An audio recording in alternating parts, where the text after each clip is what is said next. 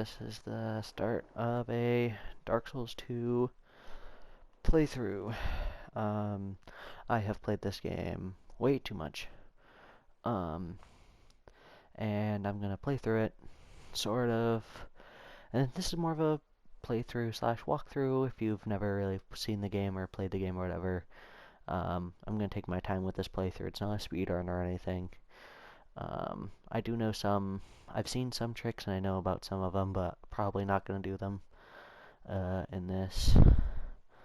Unless maybe I will or not, I'm not sure yet. But there is one that I know that I'm going to do because it's funny. But besides that, I'm going to play through this game. Just going to do what I feel like using. I'm probably going to do a basic dexterity magic build, so you guys can see a little bit of that, both close quarters combat, how that works, along with how spells work and stuff like that in this game. So should be fun. Well, and let's get into it. I'm not gonna no, okay, actually, this game starts off differently than the other Dark Souls games. You don't actually start off by picking your character or anything. You actually have to run to your, oh wait, let's continue. Okay. You actually have to, like, run to, your character select screen, which is kind of funny, and there's a couple of things you can grab along the way. Perhaps you've seen I'm gonna skip pretty much. Maybe in a dream. I am gonna skip most of these cutscenes, by the way, just because, at least some of the story stuff. I'll try not to skip I'll try not to skip any of the boss cutscenes for you, because boss cutscenes are actually kind of nice. So we're just gonna run forward right away. I did not. Okay, almost right off the edge. That would have been hilarious. Okay, over here. Oh yeah, there's rats in the ground right there. You can attack them, but I highly recommend not doing it because those guys will one-tap you at this stage in the game. So ignore them. They won't actually attack you unless you just sit around and do nothing for too long. They actually ignore you as well. So this way, and then if you come into these bushes right here, that game gets really loud with the waterfall. But yeah, I'll show you what to do with those stones in a little bit. And you can see there's a path there right there. We'll come back to that in a second. We actually don't enter there. That's the exit to the side pathway in this starting area. Skip this. And I don't know what to name my character. I'll name my character Popcorn. Why? Because I feel like it. You can't stop me. Yes, I'm sure. I don't know why it still starts you over no. At least, thanks. And this is where the class customization goes into play. As I said, since I'm going to be using spells right away, I'm going to grab the Sorcerer. For the most part, the Explorer is the best class to pick. Just because he has pretty average stats overall. The only problem is he doesn't start with really good spell stats. He starts with pretty good if you're doing any sort of dex or strength build. He's really good to start with, or just any overall around build. He's really good for a new person. I recommend playing him because he starts with okay gear and starts with a fuck ton of items that are really useful. What's funny, speedrunners pick the Explorer because of all the items he has on him. It makes the game faster. We're going to pick Sorcerer right away, that way I can start by shooting spells right away, so you guys can see how magic works. Gift. Healing wares is always nice, especially early game. Having extra healing items is really nice. But I'm going to go with the Petrified something, and you will see why in a second. Even though it says it doesn't do anything, it does something really soon, actually. It's actually something you can do right away. So, because that, you can go, obviously, change gender, change how you want. Just big head, physique, doesn't really matter that much. I do have a bunch of static in my ear. I don't know if you guys can hear that. I'm gonna see if I can fix that. 1 second. Alright. Face. You don't have too many options like in some of the other games. I don't know, like that. You can go way into depth with this, but I just want to make sure I get this. Yeah. There we go. I'm not gonna go too much into it. And then finish. Yeah, sure. I don't know if you guys can hear the static that I have in my ear, but yeah. Right. There's an item right up the staircase that you can grab right away. Human effigy. And this is where we're gonna run backwards, actually. So we have our staff and our dagger. I'm actually gonna move the staff into our left hand. That way we can have both weapons out at the same time. This does slightly reduce the damage of our spells, but it is worth it. The footprints are kind of intimidating, but this guy is kind of a pushover with, well, because I have spells at least. I say a pushover, but he does have a ton of health. Just gonna roll backwards, and you can just kind of dodge an attack if he ever gets too close. You can just roll backwards. Now casting spells does cost magic, it does cost stamina, as you can see up in the top right.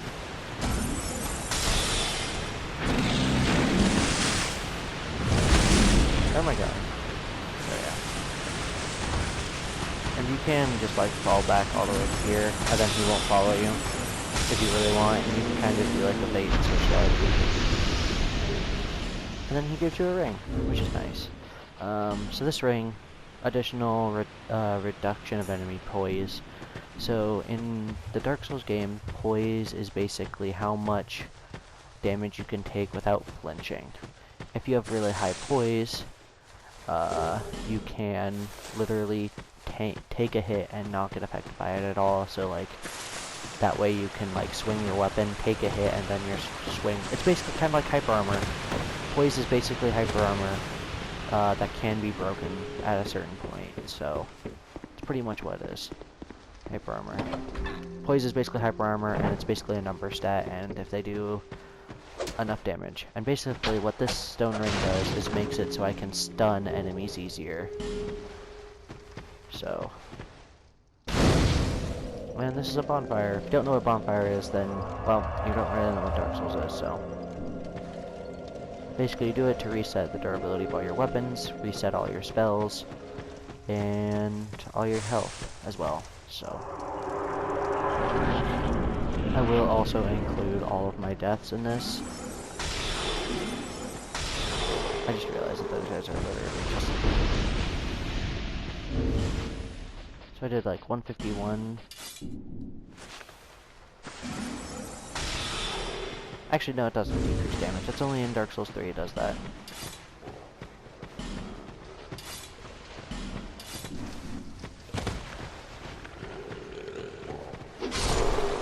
Stab. So... This is the tutorial area, and normally... And you can run through this, and I definitely recommend doing it, but... And yeah, you can just hit people with the staff too if you really want. It does significantly less damage. But... And then... The best technique in this game... Backstabbing. Damage. That's an area that I don't think we'll actually get to quite yet. There is another ogre down there, but there's actually 2 ogres down there. It's kind of hard to tell. There is another one... Oh, it's behind those rocks over there, so you can't see it. But yeah. Another dagger, in case you picked a character that didn't start with a dagger.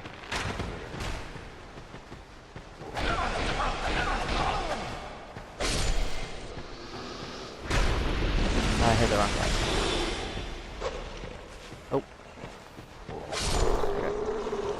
Yeah, this is just pretty basic combat, nothing too stressful about, but there is a reason why I am taking my time with this, by the way.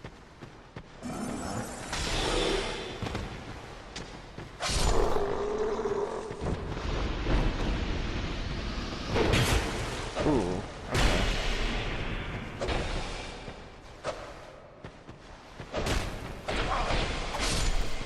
okay. Okay. And an extra life gem in case you got hit.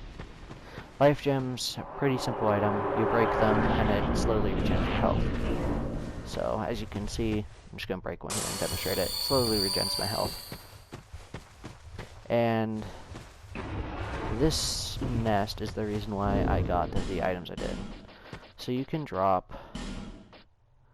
this and this, which is what that petrified something is for. And then these guys will give you new items.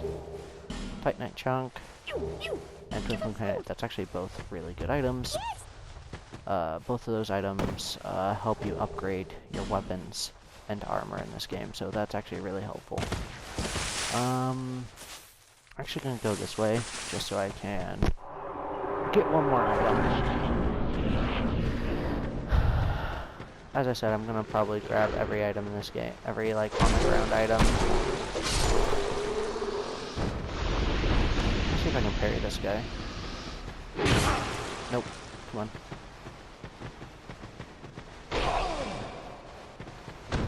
Oh my god, that attack was late.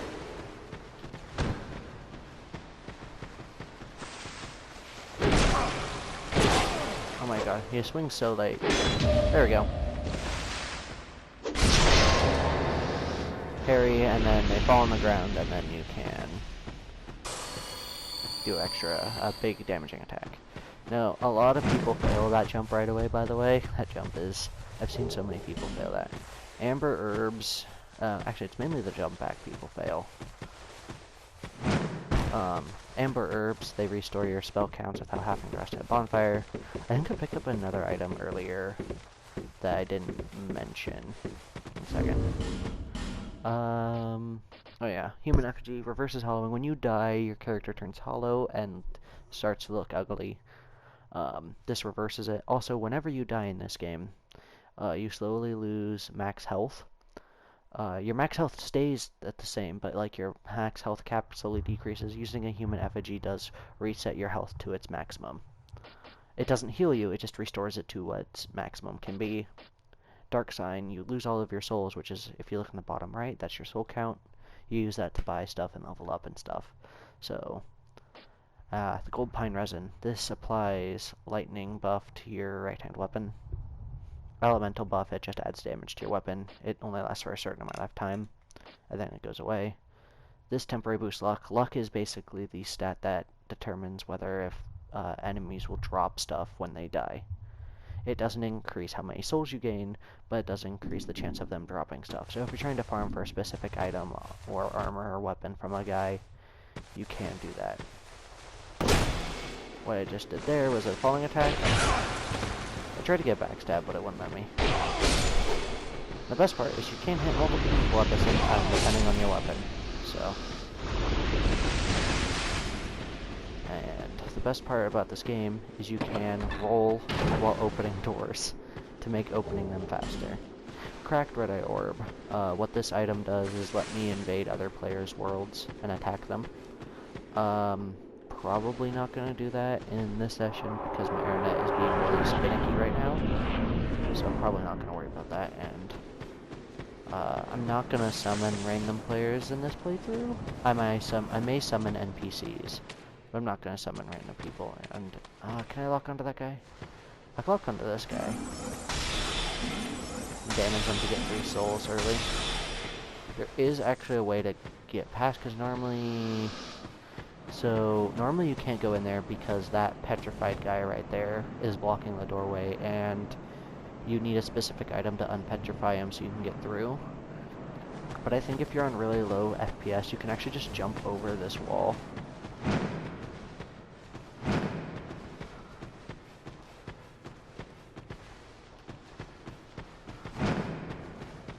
I don't know if I can do it because I'm on PS4.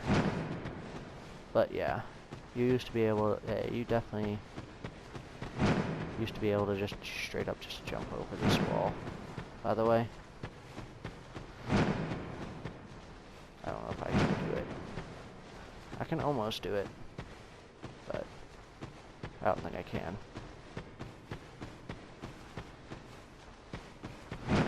No, I can't. Okay.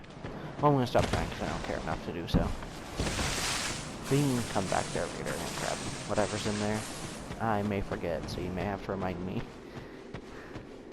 Even though I know no one's watching this video, by the way, I think it's funny. Messages and bloodstains, by the way. This is just multiplayer stuff. People can leave messages on the ground, and whenever someone dies, pool of blood will spawn, and then those will randomly spawn to your game. So you can see. What's funny is it shows the person that died and where they were and what they did, but it doesn't show what kills them, so it just looks like they just randomly die half the time. So this is Majula. This is the base game. This is the hub of this game, hub area. There are very low enemies, but there are some items in here that I can collect. Fall down here, fall down here. Pick up the Morning Star and a chime in case you wanted to do some cleric stuff right away. Or miracles. Miracles in this game are do lightning damage or do your healing spells. Sorcery does magic damage and does a couple other things, but mainly just sorcery just do magic damage. So, and we can talk to this person. There. This is the person that will give us, that will basically let us level up. Once, so that This is our level up person. You have to talk to her a lot before you can level up. And as you can see, and here, I'll go over the stats real quick. Vigor increases your health, and you can kind of see upgrades as you level up each stat. You can see that. You can see my level on the top left, how many souls are required, how many souls I have, then how many souls are required to level up. I can level up twice. And you can see, like, how much it upgrades, by the way, by, like, moving forward and stuff like that. Increases max health, and increases your resist to the petrify effect.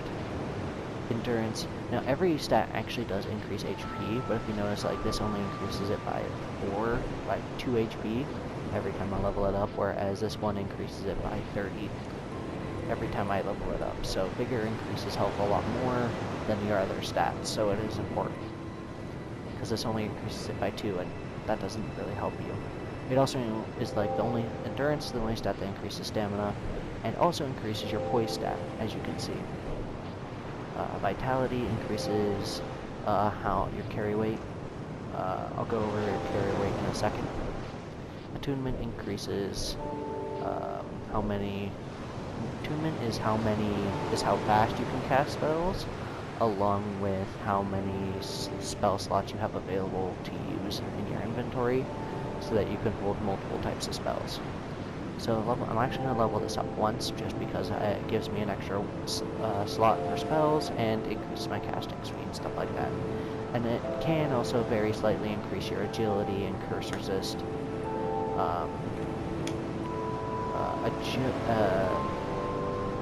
I'll go over the poison, bleed, petrifying curse in a little bit. Agility is actually a stat that's only in this game. But basically what it does is it increases your invincibility frames when rolling and dodging and stuff like that, so it's nice. Strength increases your strength stat and increases basically damage of weapons that use the strength scaling. As you can see, I have 3 strength, meaning, yeah, I'm not going to use strength weapons with this character. I'm going to be using dex weapons. So dex is the same as strength, basically, in that sense. Strength and dex also increase your physical defense, as well your base physical defense. Dexterity increases the damage of dex-based weapons, or the dex stat on weapons. It also actually slightly increases your poison and bleed attack, bleed damage, so, which is actually kind of nice. in case you ever want to use poison weapons or bleed weapons, having a high dex stat is needed. Adaptability, this stat is weird. So it increases your poison damage along, one second. Okay. Adaptability. It increases your poison damage along with your resistance to poison, bleed, and all that stuff. It also increases your main stat for agility and poise. As you can see, putting level into it actually increases my agility. Alright, so let's go over... So you have physical damage, which is your damage against normal attacks, and basic melee attacks are broken down to 3 categories, as you can see in the lower right-hand corner, which is strike, blunt damage, slashing damage, and thrust damage. So that's what physical defense, and physical defense is like your overall defense stat. Magic is obviously magic damage, fire damage, lightning, dark damage. Those are just elemental damages.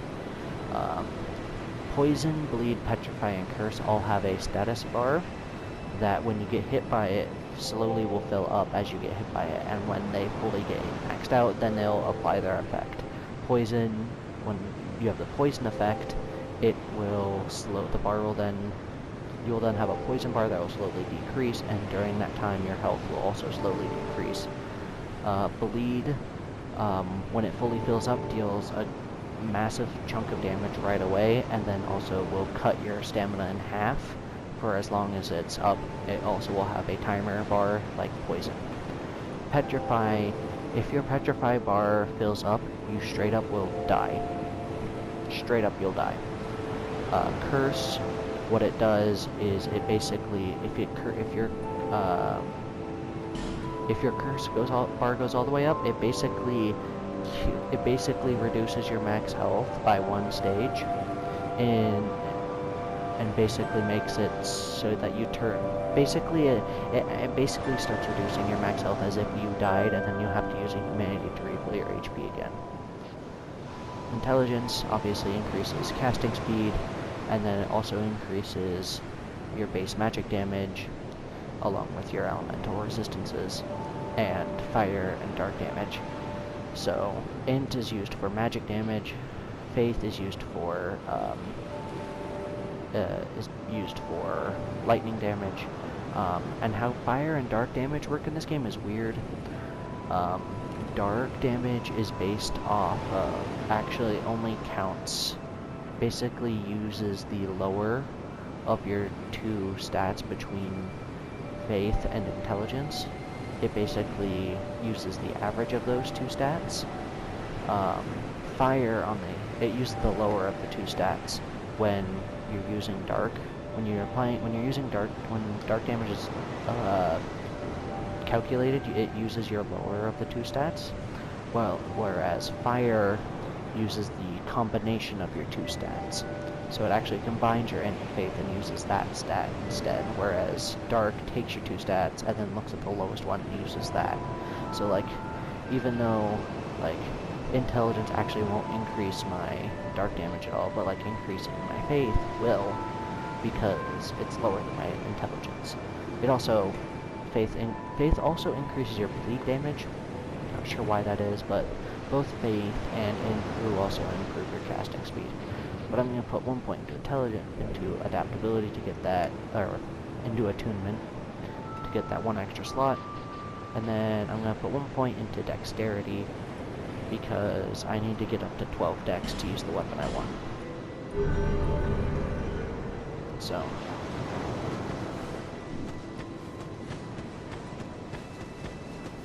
and I'm going to rest at this.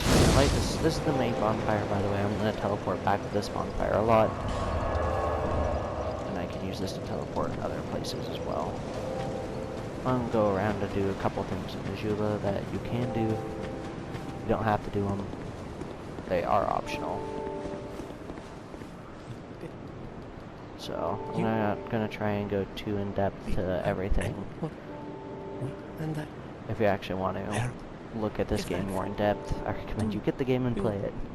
Oh fuck.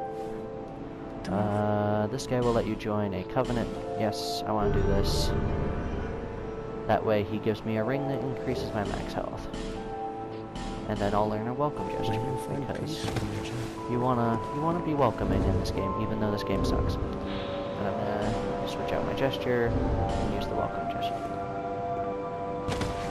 There you go, and you can just roll cancel any gesture, which is nice. And then I'm going to put on this ring. Alright, carry weight, real quick, actually. This is actually a good time to go over carry weight. Carry weight, simple. Bottom right corner, you can see of my screen, you can see 11.1 out of 46.0. And then on each of my items, at the very bottom right of its stats, you will see a diamond with a number that says 2. For this weapon in particular, my staff, it has 2.0. If I remove it, it removes 2.0 carry weight and removes it down to 9.1. I can re-equip it, and it'll bring me up to 24.2. The percentage is important because because in this game there are there are 4 different rolling or movement speeds. There is fast speed, which is what I currently am at, because I'm at 24%. I believe you're fast underneath 40%. And then you are at medium when you are at above 40 and under 75. I believe it might be 70 actually. I think it's 70%. And then 70% to 100% you fat roll, which is, well, it's heavy rolling, but we call it fat rolling because you roll insanely slow. And then if you're over 100% at any point, you literally cannot roll, and you do not get any iframes when trying to roll. In fact, you actually just stop moving and just go, yeah, and just like barely move. So, I think that covers pretty much the base of this game in terms of its stats and stuff like that. If you've played or seen any other Dark Souls game, most of the mechanics are pretty much the same besides what I discussed. I will talk to that guy later because he has some fun armor sets you can buy off of him. Knock this down, and I get Estus Flask. The Estus Flask is a great item that lets you heal. And I can drink it, heal. Compared to other games, it is one of the slowest Estus Flasks in the game. Especially if you've ever played Dark Souls 3, you can see how slow that is compared. In fact, this whole game is much slower than that game. Pretty much everything. And at the beginning of this, there are basically 4 pathways off of Majula. There is the path over there. You can see that tunnel over there. There is this giant pit in the ground. That's one. Back up this way that we came, you can see that archway with branches. That is another path. We will take that one last. Yeah, we're going to go up there later. We're not going to go there right away. 1 second. I want to turn the game sound down real quick. Can I even turn that? Yeah, I can. Okay. Alright. And then... actually, I'm going to turn a lot of the sound down a lot.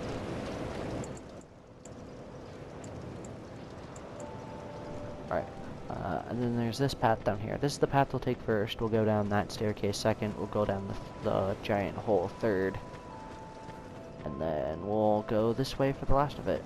And that path pretty much takes you to the rest of the game. So, I think there's a little bit of backtracking to some of these areas, but not much. So, now I do have pretty low health and stamina, because this starting class does start with pretty low health and stamina. But yeah, not much to do. So,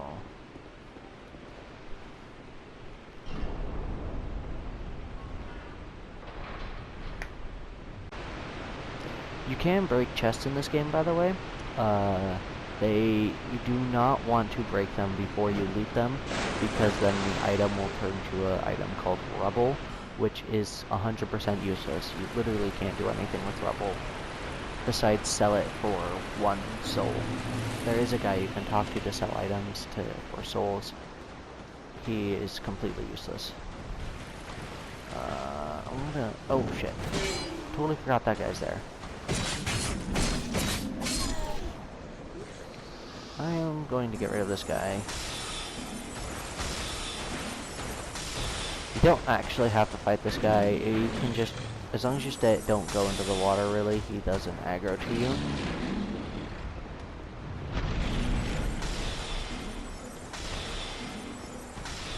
And you can also hide in this cave and just kind of peg him with items. And there are, like, throwable items you can use to tag stuff. I will get some here in a little bit, but...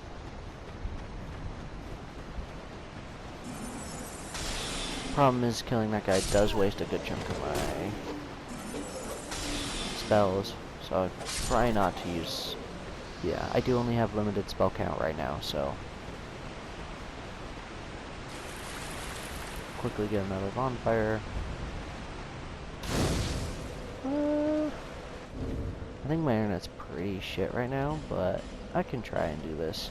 If this doesn't work, I'm just gonna cut this out, which is basically me trying to invade someone and trying to kill them.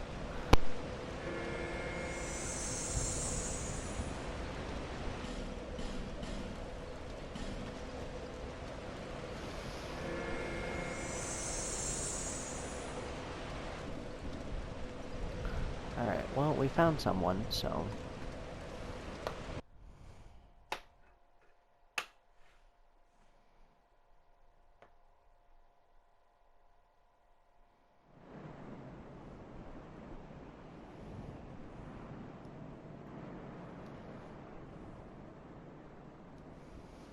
because that fog gate is up, I know he's not over here. And these enemies are still walking around. Which means...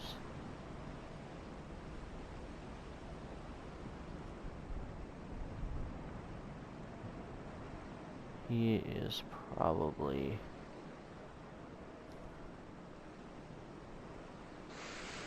at the bonfire.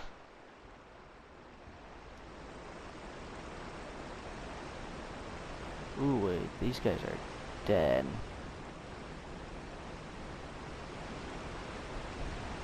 Hello. Is this guy gonna...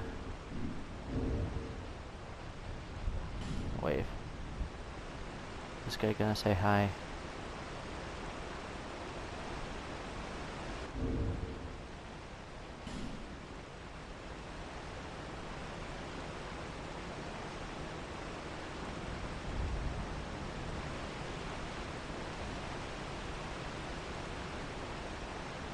And you can lock on the enemies so that it makes it easier to hit them with stuff.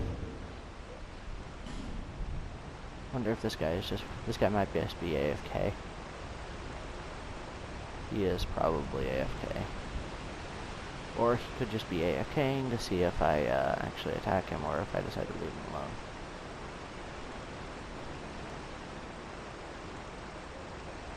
Yeah, as you can see, when you turn hollow, you turn ugly.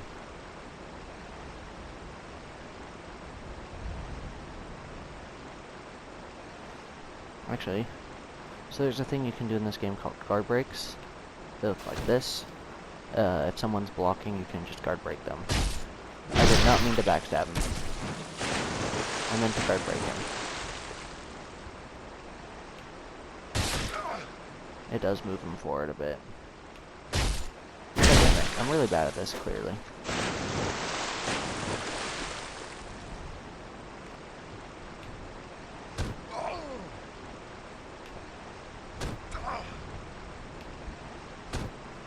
I'm gonna see if I can put...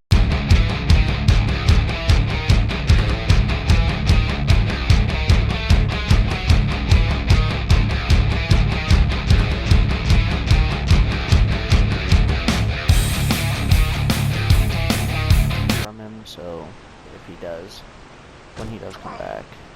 Oh, there we go. Kill him. Kill him. Kill him. Do it.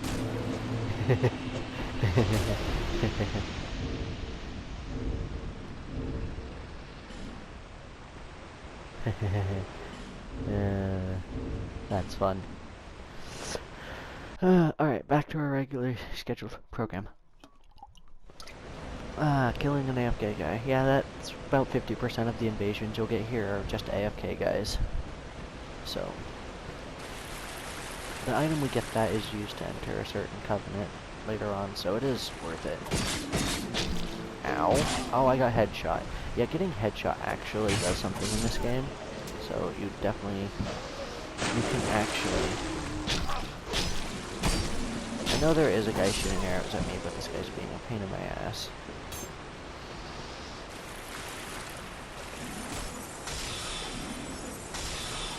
There you go.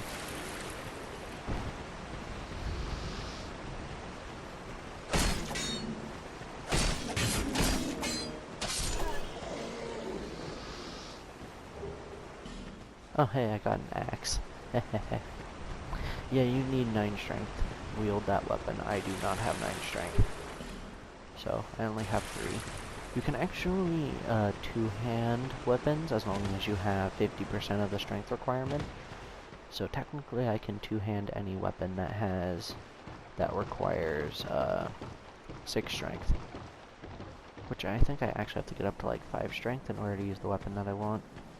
So I do actually have to put some levels into strength.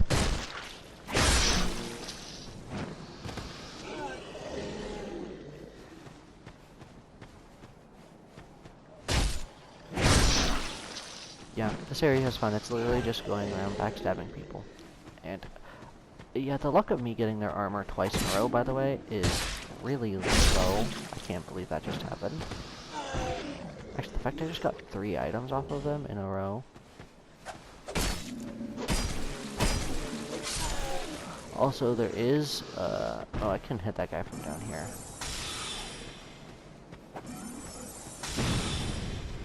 Maybe?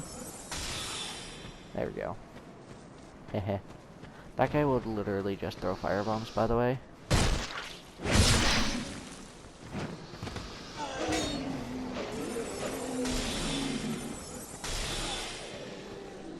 So, you have to be careful of him when you're down here doing this, because those firebombs will hit you.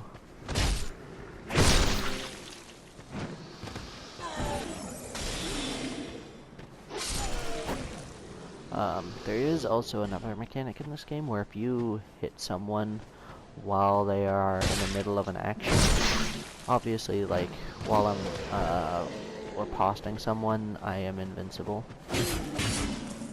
But, like, if I hit someone while they are, while they are sprinting, while they're in the middle of an attack or something, it does actually increase the damage you do. And each weapon actually has a different stat for that. So like, it's, in terms of looking at these stats, it goes, base damage, it shows you the name of the weapon, what type, actually I believe it tells you what type, oh my bad, what type of weapon it falls under, what type of damage it can do via slash, thrust, or blunt. And then it will show you how much damage it does in that category, and then your magic damage, fire damage, lightning damage, dark damage, poison damage, and bleed damage. And then right underneath bleed is a number that says 150. That's your damage for, that's your damage multiplier for, fucking, what's them?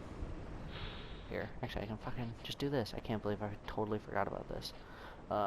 Level of counter damage inflicted on the enemy, and then this is poise damage. You have shot range, which is for bows, casting speed. This is the weight of the item, durability of the item, that's stability, it's how much you block, and then everything on the right here is just how much you block if you decide to block with the weapon, and I'll show you what that looks like. This is blocking. You can't block with this weapon when holding it one-handed. You have to two-hand it in order to block. Because if I go to block with this, if I press the button to block, it just fires my weapon. How did this guy not get aggroed earlier? Normally this guy gets aggroed when you're down below. So, that's weird. I have some throwing knives. Equip the throwing knives. So, Now, I am actually really low on health.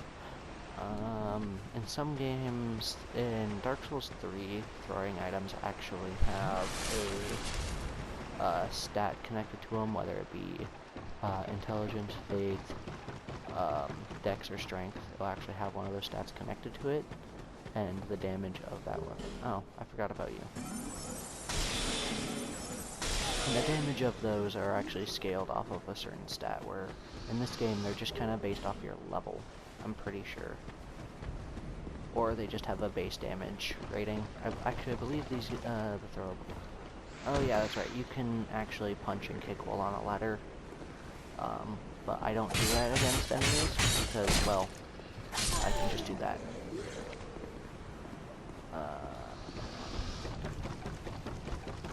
Yeah. So you can punch and stuff while on a ladder, but it's not very recommended, because whichever one of you hits first is most likely going to win. And as I've gotten a couple items that you've seen called the soul items. Those just are consumable items that give you souls in your bottom right corner.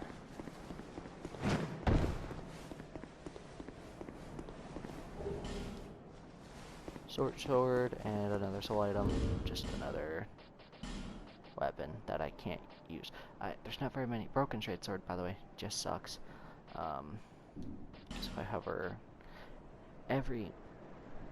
okay, yes, it does more damage than the dagger, but the dagger actually does more damage. Trust me on this. I'm not going to use the short sword. Trust me, it's not worth it. Because now that I'm hovering a weapon, you can see the plus 30. That's the extra damage it's getting from my scaling of how high my dex and strength is. And you can see that by...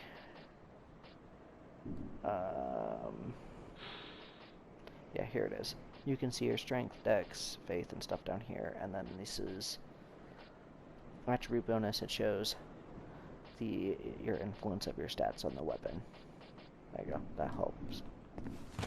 And that's mainly just for people who don't know this game at all. Pretty basic.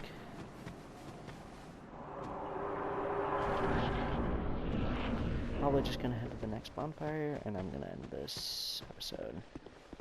And I know this game pretty well. Oh fuck. I say I know this game well as I just get to it. Not gonna lie, that was kinda close.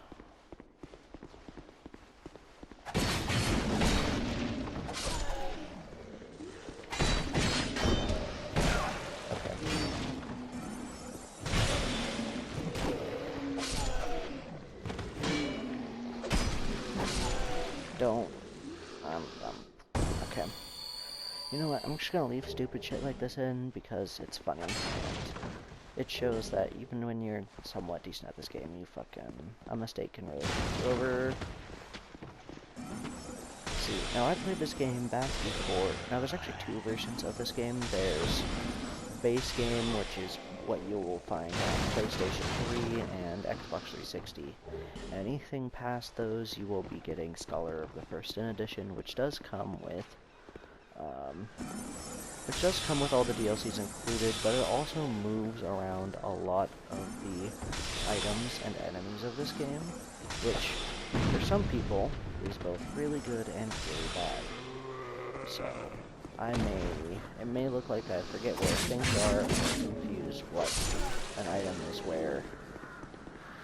That is just because I played a lot of my hours on the original version of this game, not this new version. In the old version, there was no archer up there, and I can't believe he actually just led me like that. That is absurd. So...